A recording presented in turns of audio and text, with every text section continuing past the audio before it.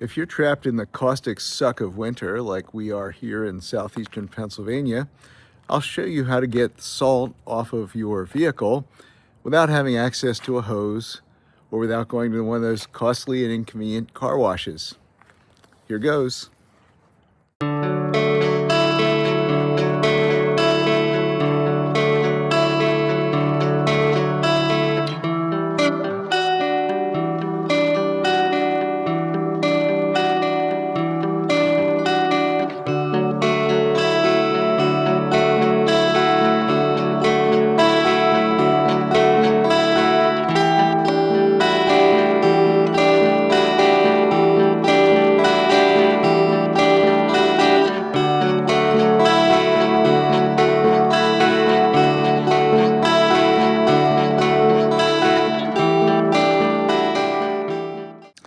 This will be our subject vehicle, certainly not the worst case for salt coverage, but it's the only dirty one we have at the moment. I have a dark blue vehicle that would be a better example, but that happens to be clean at the moment. It had this procedure a few days ago.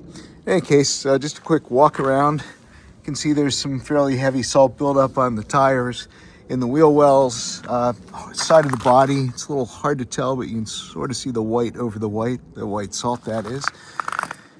And front wheel again, you can see a little bit of rust beginning to form on the brake calipers. That's a result of being out in winter salt. Front's not so bad.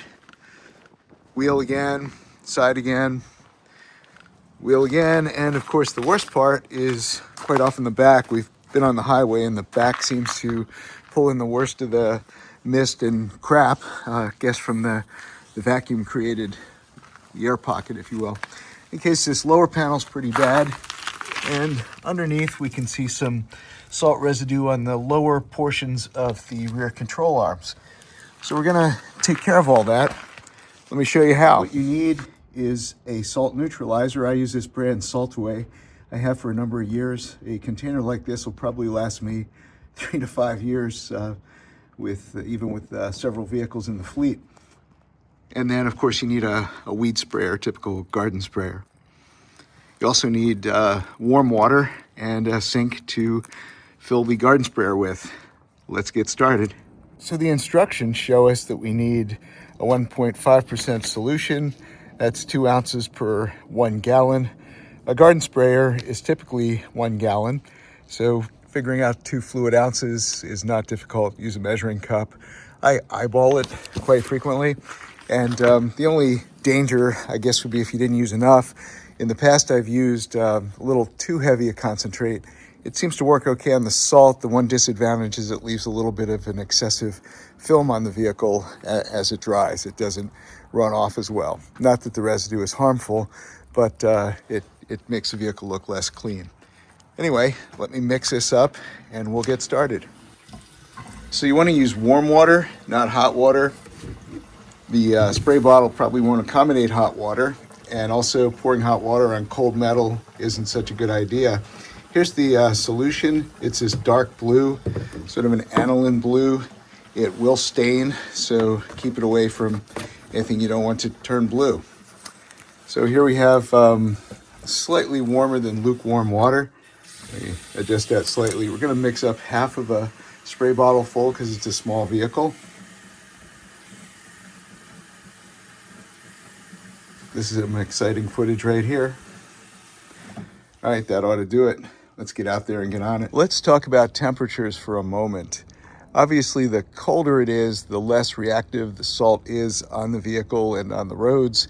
The warmer it gets, of course, the more active the salt becomes on the metal that is your vehicle. I remember back in the day, people would run their car all winter, and in the spring, as you get the spring slush and the warm sunny days, you could almost hear the vehicle start rusting.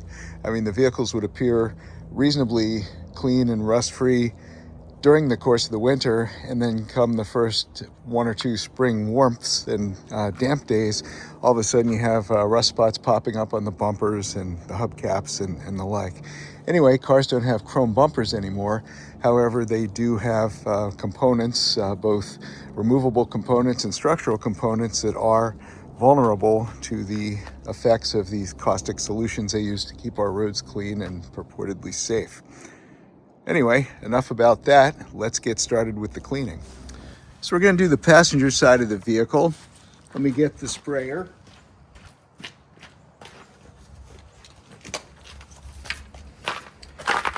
And of course, I've discovered that the trigger on the sprayer is stuck open. So as soon as I pressurize it, she's going to start flowing. One thing to note, you'll see I get the sides pretty wet. I work from top to bottom, trying to get it wet that it runs down and takes as much of the salt as possible. The car is a bit dirty. This isn't going to affect the dirt too much, but the dirt isn't going to cause corrosion like the salt will. Another point too, I generally don't wash above the belt line. If it's that dirty that the roof is salty and the like, I'll probably end up going to a car wash. Could do it with this, but it takes a lot longer. So let me get started. Here we go. So you want to get the brake hardware, brake components, the wheel, the inside of the wheel, the edge of the wheel well. It's important to get edges, door edges, underneath doors. You have multiple panels coming together there, so that's where the corrosive elements can collect and wreak havoc over time. It's also where rainwater and things that would help activate the salt run down and collect.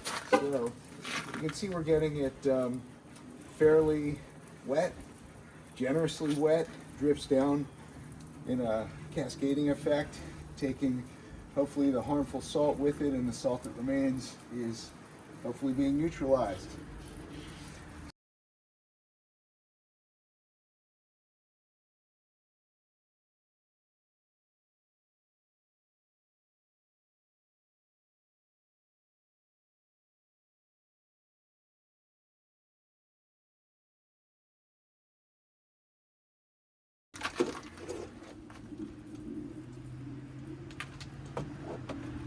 And I would say that just about concludes this side. I'll move on to the back of the vehicle and the rest of the underneath.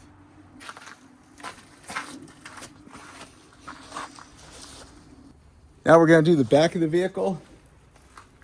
I'm just getting it wet with the residual pressure I have. The back of the vehicle seems to collect a lot of salt and moisture, probably from the aerodynamic effects of punching a GLA-sized hole in the atmosphere at speed. In any case, we're getting around the edges here. We don't want to go too high. This car's seen mostly highway use at this time, so the dirt is largely on the back. As I mentioned, I think the aerodynamics create that effect.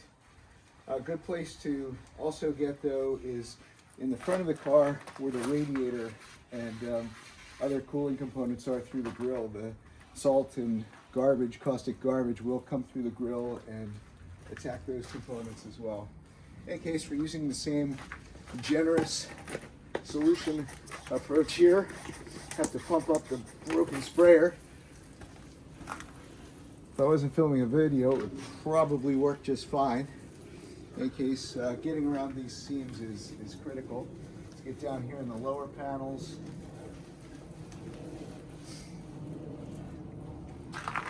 And while we're back here, we can kneel down and get the rear cross member and the lower control arms.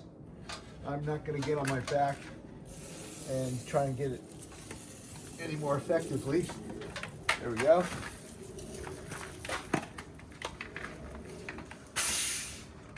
Let's relieve the pressure there. We'll let that work a little bit. As I mentioned before, it's important to get through the grill and try and get the radiator, AC condenser, and the other components that mist or salt coming in through the grill might otherwise have affected. You can also open the hood and do a little bit of this cleaning, but in a car that's only this dirty, this salty, that's probably unnecessary. We're rapidly running out of solution, so of course it requires a little more pressure to push it. And let's try and finish this up. We'll get this as wet as we can with the solution that remains. And then we'll take a look at the results. So let's take a look at the results. We've just rinsed the thing off once. With the salt away, you can see that there's a little bit of white haze on the wheel and tire. The side of the vehicle looks relatively clean. Of course, white haze you wouldn't see as readily on white paint. The rear wheel's a little cleaner. So take a look at the back. There we go. We have some haze on the rear window. The vehicle is not terribly clean. Just licked my finger. You can see the dirt that's still on there, but the point isn't to clean the dirt off. Would be nice if that happens. The point, once again, is to get the caustic salt off of the metal surfaces, both underneath and on top, and especially around the edges. So passenger side, similarly clean. You can see a little bit of the cascaded hazing on the sides there. So front wheel again. I don't know why the front wheels are a little more hazy. In any case, if it was a real cold day, I would suggest leaving it at this. The hazed remains won't hurt anything. In fact, might continue to neutralize salt as it gets on there afterwards. What I will do though is rinse out the sprayer and coat the car with warm water just to rinse off the rest of the residue, sort of do a poor man's wash. Anyway, be right back.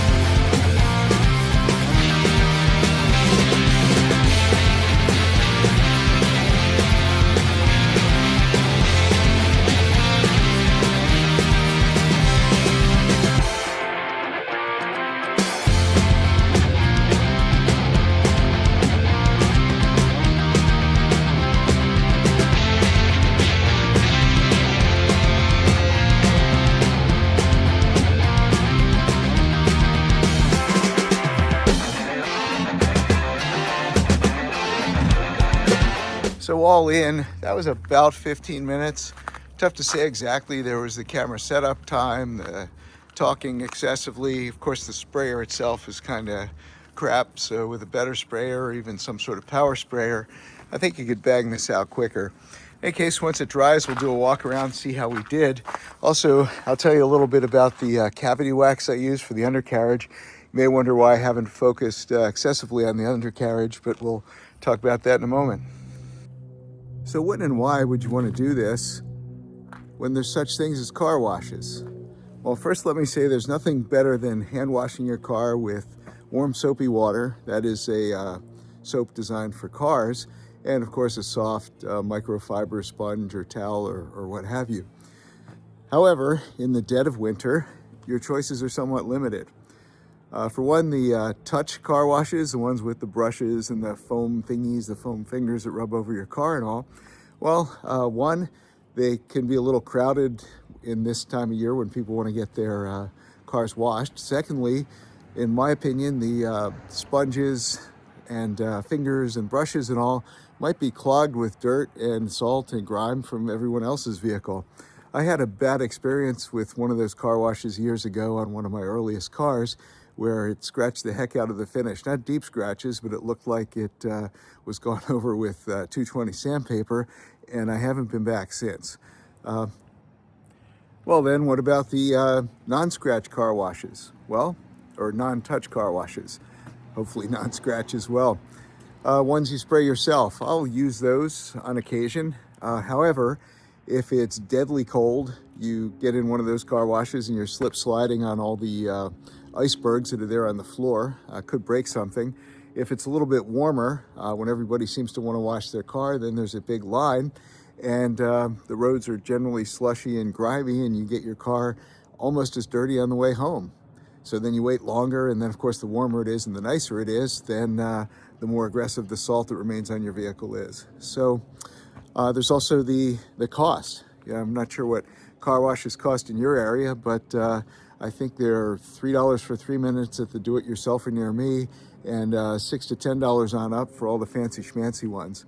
So there's the savings as well. But the important thing here, once again, to state the obvious, is to get the caustic salt off of the vehicle in an efficient way and a cheap way. One other point to the car wash discussion: I use a cavity wax under the vehicles. In the fall, I apply the cavity wax after the car's gone through the spring and summer rains, that the undercarriage is relatively clean. Before it sees its first salt and cinders, I make sure that I've coated the undercarriage appropriately. I use something called fluidfilm. I'll talk about that a little bit more later. The point with the car wash, though, is once you've treated the undercarriage with the cavity wax, you don't want to aggressively wash it with hot soapy water. The cavity wax should provide good protection, and when I do wash the undercarriage of the vehicle at the do-it-yourself car wash, I just use the rinse and I don't hit it very hard or very directly. I really just try and lightly spray the salt off of the lower components. So it's been a few minutes. The car is mostly dry except for a little bit of water on the tires in the back window. Let's see how she turned out. So looking at the sides, obviously on camera it's going to look pretty good. Let's look down the side. So that drips of hazy stuff seem to be mostly gone. The wheels are mostly clean, mostly streak free. A little bit right here. Tires a little bit dirty. The cladding on the rocker panel looks like it's fairly clear. I see a little bit of suds on the bottom of that door. Here's the back window that's a little bit damp yet. The back hatch, all relatively clean. Once again, the dirt remains, except where I've deliberately rubbed it, but we are not concerned about the dirt. Looking down this side, so I'd say we gave it a good 20-footer wash appearance-wise, and I'd say we've probably saved the thing from some premature corrosion from a caustic or chemical standpoint. So here's our 2012 Honda Pilot that's had the same treatment not that long ago. It went out, got all salted up. I hit it with the salt away, and then of course this one's had a follow-up do-it-yourself car wash spray.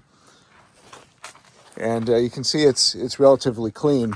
And of course I timed the do-it-yourself car wash, sorry, a little skinny space here, timed the car wash for a day when it was cold, that the roads weren't dripping wet with additional salt that was going to get on it before I could get home.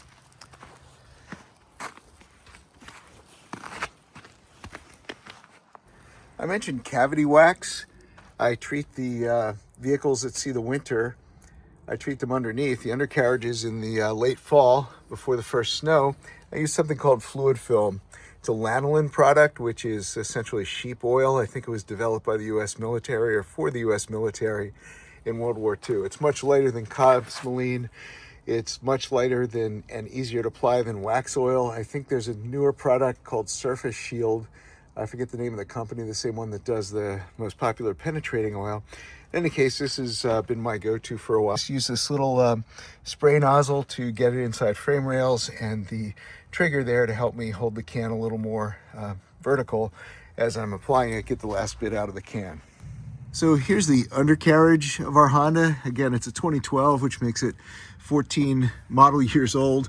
You can see the fluid film applied to the rear cross member, the lower control arms, the inside of the spare, and you know, the floor up under here. Obviously, I'm not going to go over the entire vehicle on this video, but it just gives you an idea of the condition of things on a vehicle that's been outside most of its life and driven southeastern Pennsylvania winters and central and northern New Jersey winters most of its life. We've owned it since new, so it's always been washed and looked after, but you can only do so much to counter Mother Nature and those things that the Pennsylvania Department of Transportation seems to think are necessary. So I did a quick checkup on the cost of salt away. Looks like it's about $50 a gallon. You can buy smaller quantities, of course your unit cost is higher. So at $50 a gallon and 128 ounces in a gallon and 1 to 2 ounces per use, depending on how full you fill your canister. We used 1 ounce this time. A 1 ounce dose would cost you about 38 cents, and a 2 ounce dose for a full gallon would be double that, you know, close to 80 cents. You know, there you go. That's a lot more cost effective than going to the car wash as frequently. Anyway, hope you enjoyed this. Maybe you'll save your vehicle from some unnecessary corrosion. And if you have any questions or comments, hit me up in the comments section, as they say. Cheers, and wishing you the best through this extended winter suck. Goodbye.